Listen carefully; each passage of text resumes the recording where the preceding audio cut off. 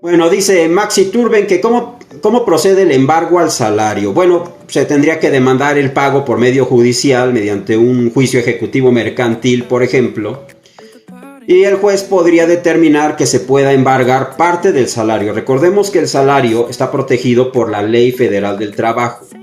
Entonces no les podrían embargar el 100% de su sueldo.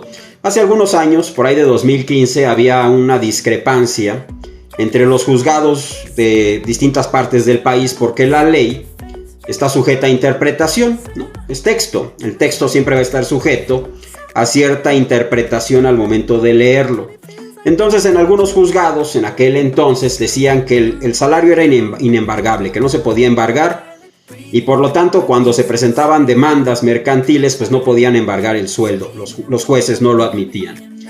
Por otro lado, en algunos otros juzgados decían que no, que sí se podía, pero lo que no se podía embargar era el salario mínimo. A partir del salario mínimo, el excedente podría ser sujeto de un embargo para garantizar el pago de una deuda. Bueno, como no se ponían de acuerdo los juzgados, lo que hicieron fue recurrir a la Suprema Corte de Justicia de la Nación, la cual pues interpretó la ley y le dio una respuesta clara para que así se llevase a cabo en todos los juzgados, y desafortunadamente quedó en que sí, que efectivamente lo que no se podía embargar era el salario mínimo, pero el excedente sí podía ser sujeto de embargo hasta el 30% de ese excedente, es decir, que si el excedente de ese salario son 10,000 pesos, y hubiese un juicio, por supuesto no se puede embargar nada sin que exista un juicio.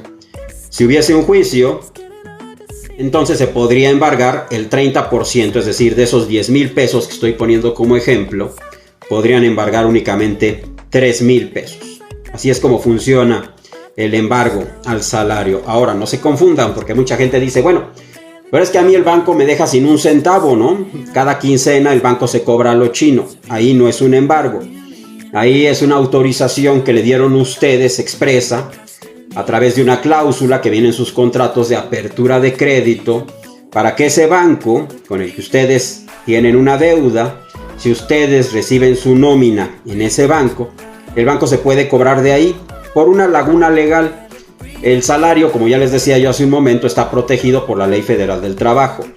Pero en cuanto a ese dinero se los deposita su patrón en la cuenta bancaria, automáticamente pierde esa denominación, deja de ser su salario y se convierte en un dinero común y corriente que el banco les maneja en una cuenta de cheques o de ahorro.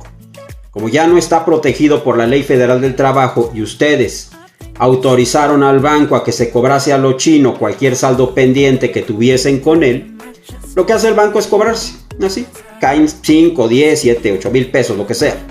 La cantidad que caiga, si ustedes le deben al banco, el banco la puede sustraer en su totalidad, sin necesidad de juicio, sin necesidad de embargo, sin necesidad de nada.